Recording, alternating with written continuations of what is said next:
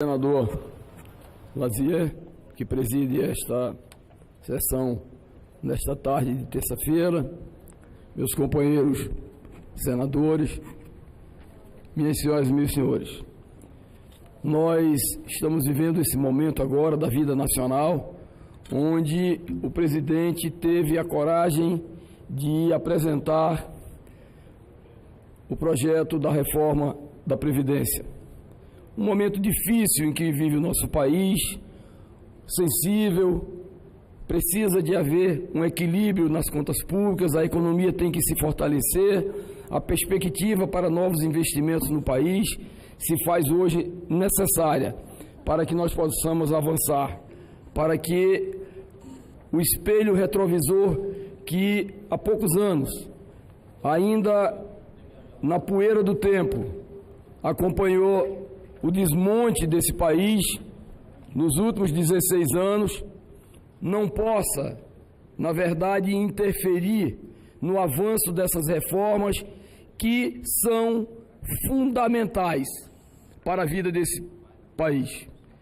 E tenho certeza que na Casa Legislativa, que é a Câmara dos Deputados, onde já inicia a tramitação dessa reforma, nesta casa que posteriormente aqui chegará já com uma decisão mais afinada, mais inclusive alterada em alguns pontos, porque o parlamento é exatamente a casa do dissenso, mas no final das contas prevalece exatamente o consenso pelos interesses nacionais. E eu tenho assistido, estarrecido ao longo do tempo, comentários em que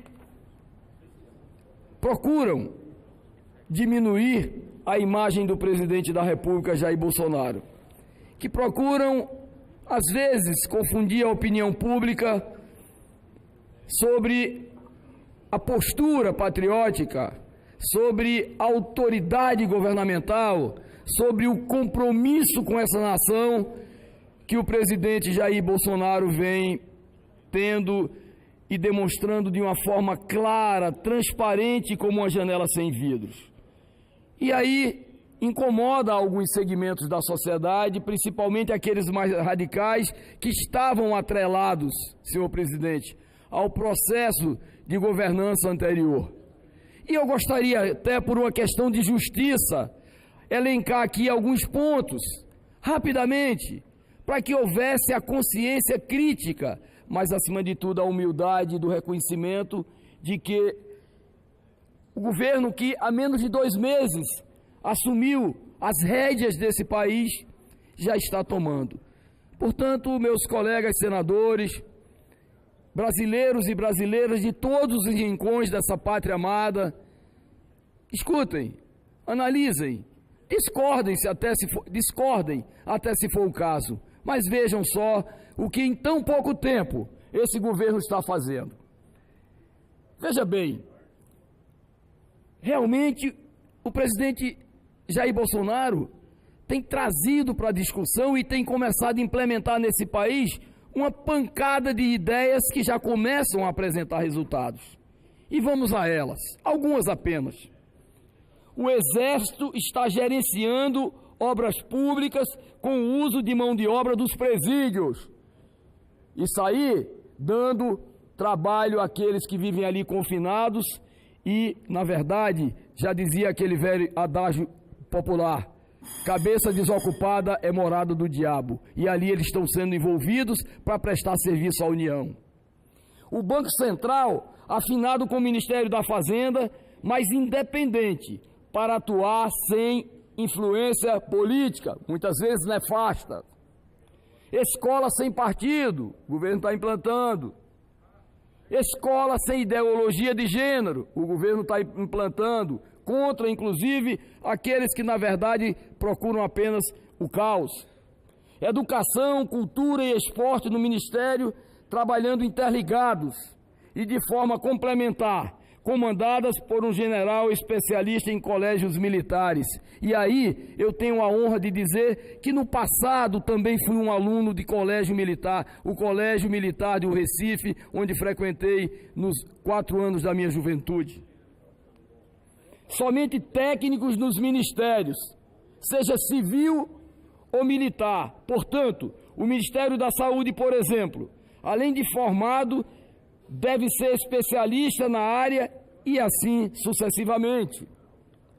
Redução de 40 para 22 ministérios, privatização e extinção de estatais. Governo do presidente Jair Messias Bolsonaro.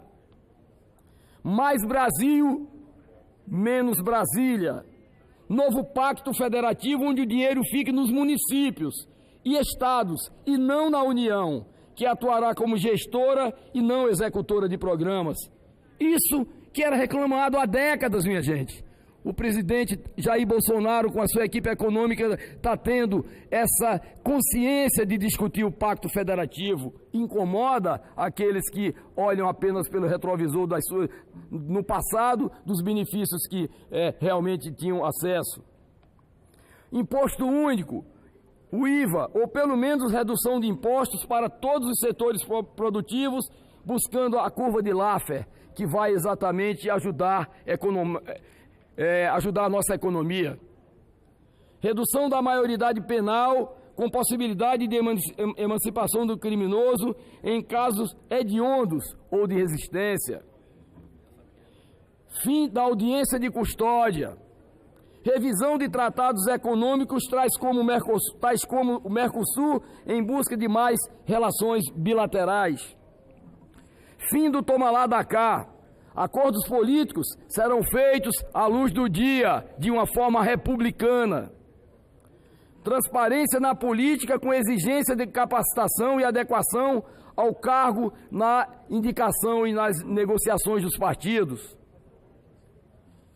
Fim da política externa voltada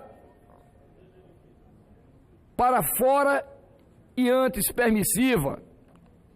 A soberania nacional voltará a ser a coisa mais importante para a presidência da República.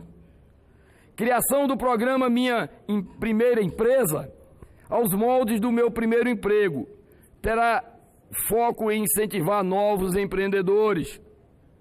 A revogação do Estatuto do Desarmamento, com a aprovação da posse de arma para todos os cidadãos, em alguns casos, com o porte de arma quando for exigido por lei.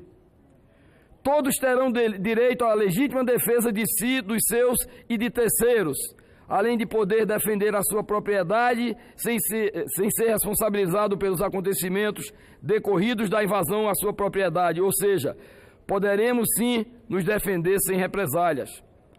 Então, minha gente, o que alguns criticam de um presidente que toma decisões muitas vezes duras, muitas vezes decisões que incomodam aqueles que estavam por que não dizer, acostumados ao bem bom, em detrimento da maioria expressiva da nossa sociedade. Então aqui nós listamos 16 pontos, apenas 16 pontos. Com quantos dias, meu Deus, de governo? 28 mais 12, 40 dias de governo. Apenas com 40 dias de governo, o presidente já começa a implementar um estilo que incomoda muitos,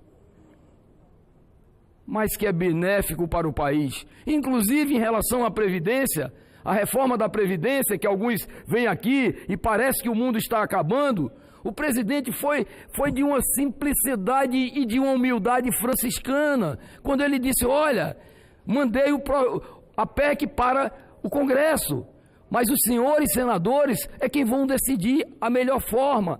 Não existe radicalismo, existe autoridade, e esse país estava precisando sim de autoridade. Doa a quem doer, custe o que custar. Portanto, senhor presidente, isso aqui é um cenáculo de discussões maiores da nacionalidade.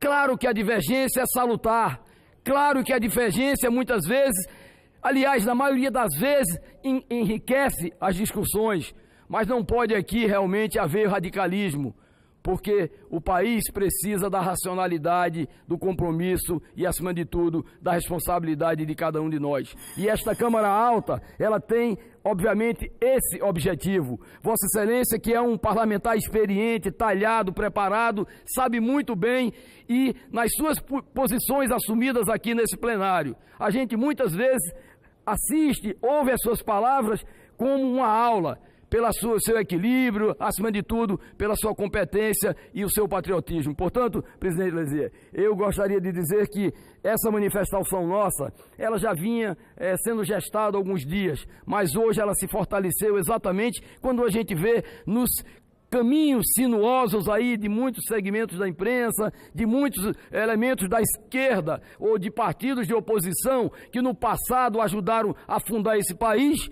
querem, na verdade, dizer que agora está tudo errado. Agora começamos o caminho certo, o errado ficou para trás. Muito obrigado, minha gente.